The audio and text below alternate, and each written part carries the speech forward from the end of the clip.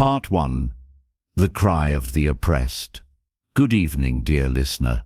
As you settle into your comfortable space, allow your breath to slow, let your eyes rest, let the day fade into stillness.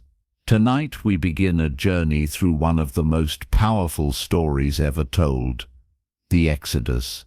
A story of freedom, a story of courage, a story of miracles. Imagine yourself walking through the quiet desert, under a sky full of stars. The sand is cool beneath your feet.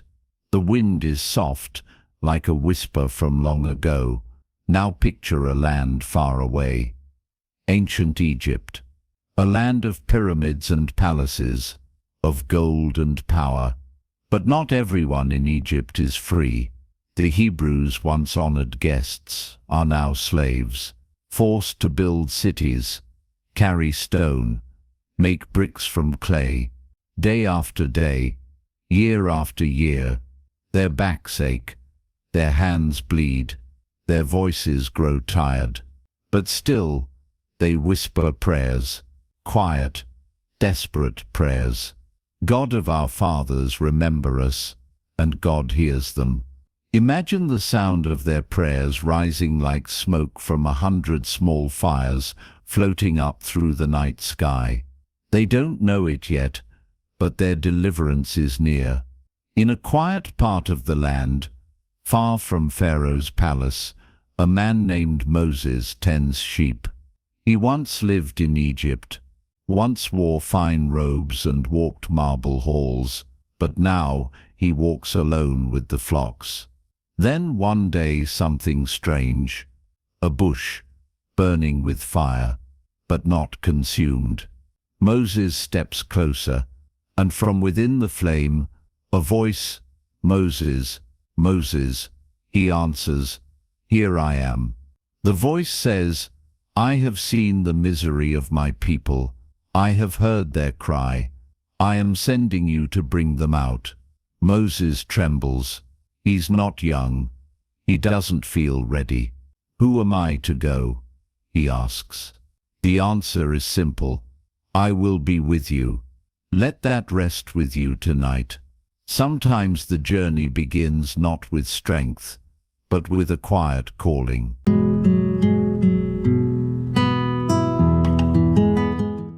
Part 2. Let my people go. The desert wind carries dust across the rocks as Moses walks slowly toward Egypt. Each step is heavy. It's been years since he left, but the voice was clear, and the mission is not his, it's God's. At his side is Aaron, his brother, a steady voice where Moses feels unsure. They travel together not with weapons but with words. Pharaoh rules Egypt now, proud, powerful, unbending. Imagine the royal court, tall columns, golden floors, servants moving in silence. Moses and Aaron enter.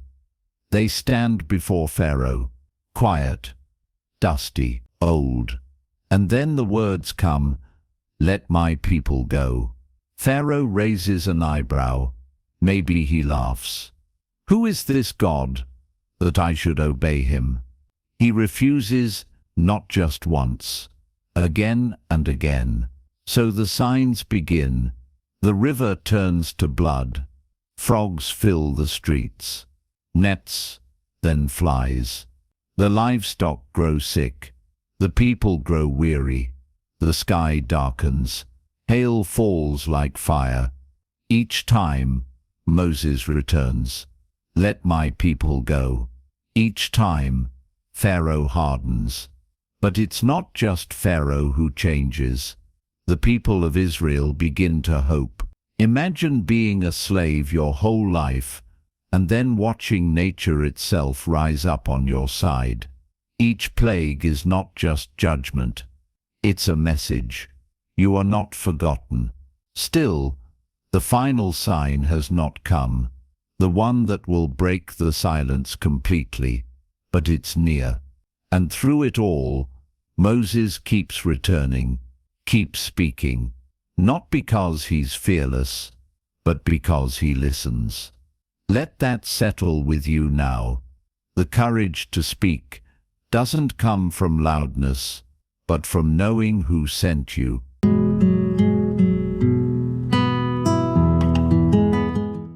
Part 3. The night of the 10th sign. The sky is heavy. The streets of Egypt are quiet, not with peace, but with fear. 9 signs have come, each one louder than the last. Still Pharaoh says no. Now the final sign waits at the edge of night. God speaks to Moses, "One more plague I will bring. Then Pharaoh will let you go." The warning is clear: every firstborn in Egypt will die, from Pharaoh's son to the servant's child, even the cattle. But for the people of Israel, a way is given. They are told to prepare a lamb, one for each household, to roast it, to eat it quickly, ready to move and to take its blood and mark their doors, not as a magic trick, but as a sign, a covering, a quiet act of faith. When I see the blood, I will pass over you. And that night, the wind changes. The families sit inside, quiet, waiting, sandals on their feet, bags packed, staff in hand. Outside, the night deepens, and a silence like no other falls across the land. Then it happens. A cry rises, not one voice, but many, from every home without the mark. Even Pharaoh's palace is not spared. He calls for Moses. His voice is shaking. "Go, leave, take your people, take your flocks, and bless me too." And just like that, the door opens. Freedom, after centuries of chains. Imagine that moment. A people standing at the edge of something new, not yet across the sea, not yet safe, but free. And sometimes that's enough.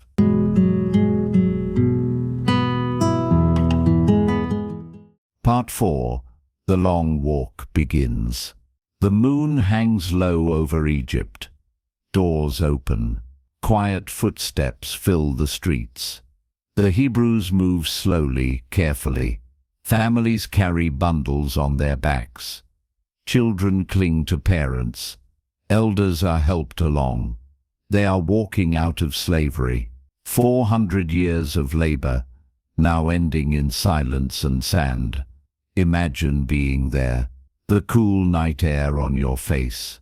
The soft crunch of feet on the desert path. No shouts, no marching drums, just steady movement, tribe by tribe. The Egyptians don't stop them.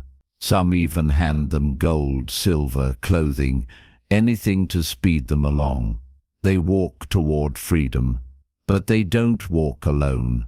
Above them something strange appears. A pillar of cloud by day, a pillar of fire by night. A sign, a guide, a presence. God himself, leading the way. Moses walks ahead, staff in hand, Aaron at his side. Behind them, hundreds of thousands, a sea of movement, of breath, of hope. They don't know where they're going, but they go. Let that image rest with you. Sometimes the journey begins in the dark. No map, no certainty, just faith and movement. Step by step, no more bricks, no more whips, only the sound of freedom beneath their feet.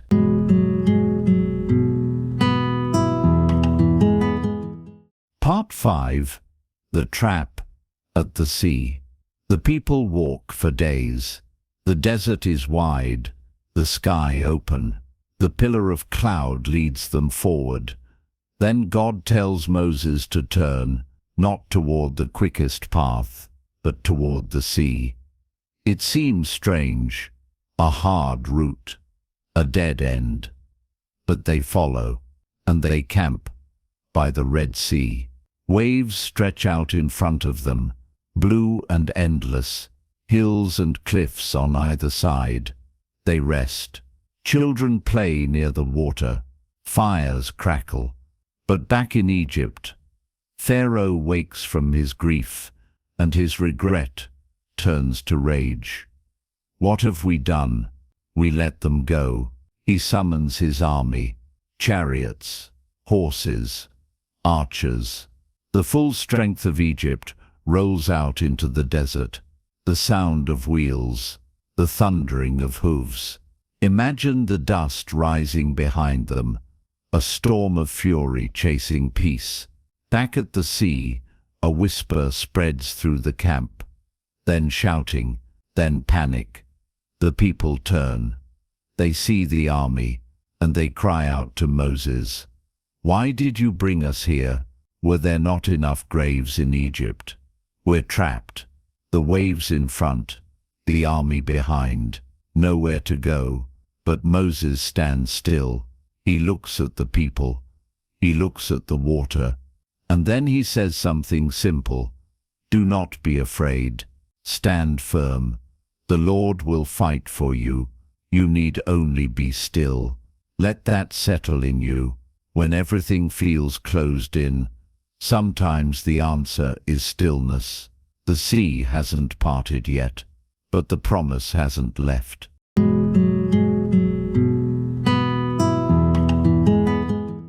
Part 6. The sea opens. The people stand frozen, eyes wide, hearts pounding. The sea stretches in front of them. The army rushes closer behind.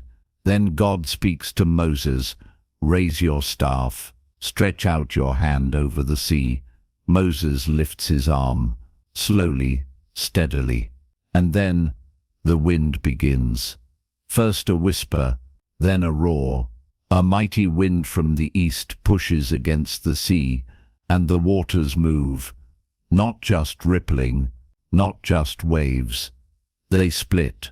The sea opens, rising like walls on both sides. A path appears, dry ground, stretching forward through the heart of the deep. The people gasp. They stare, and then they move. Step by step, they walk between walls of water. Can you picture it? The quiet sound of feet on dry sand, fish swimming in the walls beside them, children holding their parents' hands.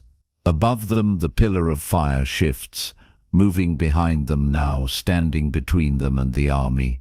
Egypt's soldiers slow, confused. The fire burns too bright. The path feels wrong. But the people of Israel keep walking all night long. A million quiet footsteps, a miracle holding steady. Imagine the stillness inside that moment.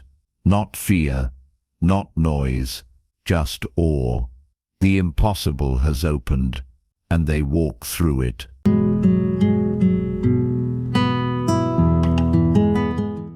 Part 7. The last step through. The night deepens, the sea walls hold firm, and the people keep moving. Old and young, strong and weak, all walking the same path together. The first light of morning begins to touch the sky. The last of the Israelites step onto the far shore. Their feet hit solid earth. They turn back. Behind them the Egyptians are finally charging in. Chariots race into the path between the waters. Horses cry out. Soldiers shout. Then something shifts. The wheels jam. The sand turns heavy. Confusion spreads. The army, so strong, so sure, now stumbles, and then the voice again. "Moses, stretch out your hand over the sea." Moses lifts his arm once more, and the sea moves again. The walls collapse. Water crashes down, fast, loud, final. In seconds, the path is gone. The army is gone, and on the other side, silence. The people stare, not in fear, in wonder, in relief, in awe. Imagine that still moment, the sea calm again, waves lapping softly at the shore, the sun rising, the long night over. Not a single sword was lifted, not one arrow shot, but they are free, truly finally free. Sometimes deliverance doesn't look like escape. Sometimes it looks like walking forward, one step at a time, until the path closes behind you.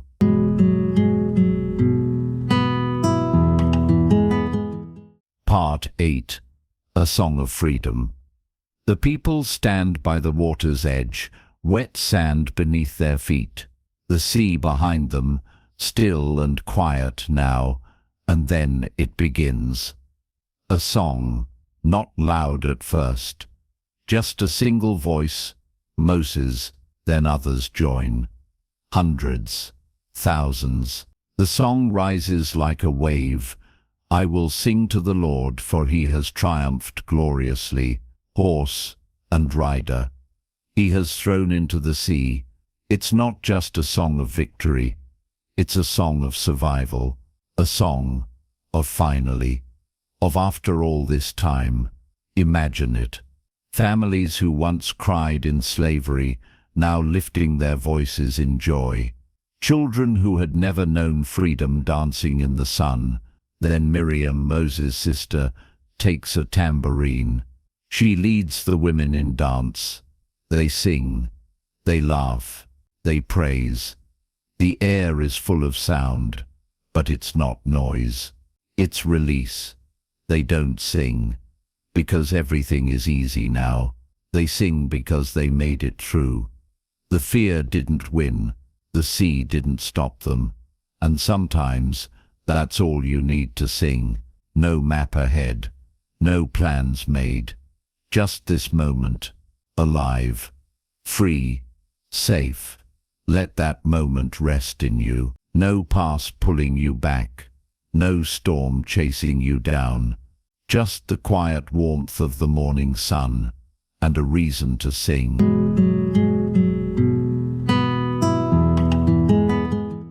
Part 9.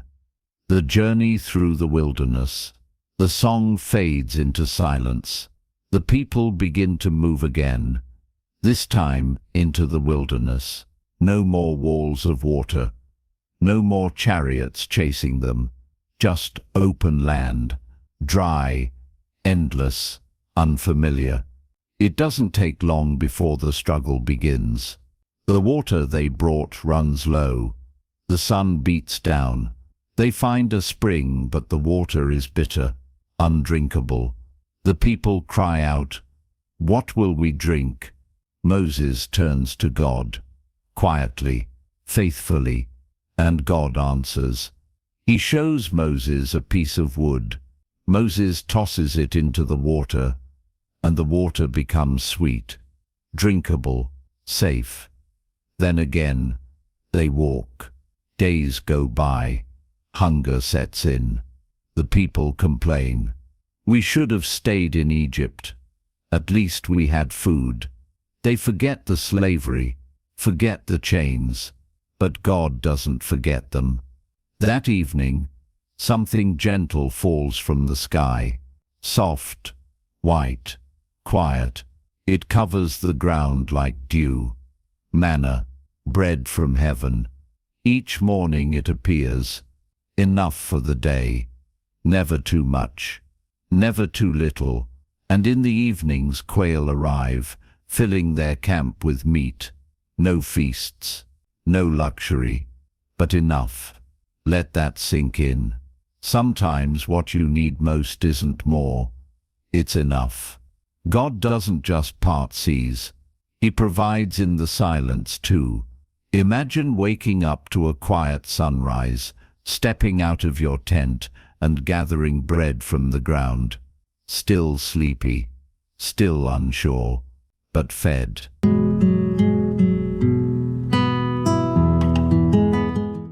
Part 10. A Mountain, a Covenant, a New Beginning. The journey leads them further, through heat, through quiet, through waiting, until they reach a mountain, Mount Sinai. It rises like a giant from the earth, tall, still, watching. The people camp at its base. The ground feels different here, heavier, holier. Then God calls Moses to climb. Imagine him ascending, slow steps, wind pressing at his cloak, the mountain silent except for the beat of his heart. At the top, Moses meets with God. A cloud covers the peak. Thunder rolls. Fire flashes. But Moses is not afraid. He listens. And what he hears are not shouts, not punishments. He hears a gift. 10 words. 10 ways to live. Not just rules, but a new way forward. No other gods. Honor your parents. Don't steal. Don't lie. Don't kill. Simple. Clear. A covenant, not just for Moses, not just for now, but for generations. Below, the people wait. They don't know all that's being spoken, but they feel the weight of this moment. They are no longer just escaped slaves. They are becoming a people with purpose, a people with a path. Not just through the wilderness, but through life. Moses comes down, carrying the words written on stone. The people gather. They look at him with awe, with hope, with fear, but mostly with trust. Because even in the desert, even when they forget, even when they complain, God is with them, leading, feeding, teaching, loving. And so the journey continues, not yet at the promised land, but no longer in Egypt. They are in between, learning, growing, like all of us. Let that truth settle in your heart tonight. You don't have to be at the end of your journey. You just have to keep walking, step by step, with trust, with hope, with peace. Sleep well, dear listener. You're not alone.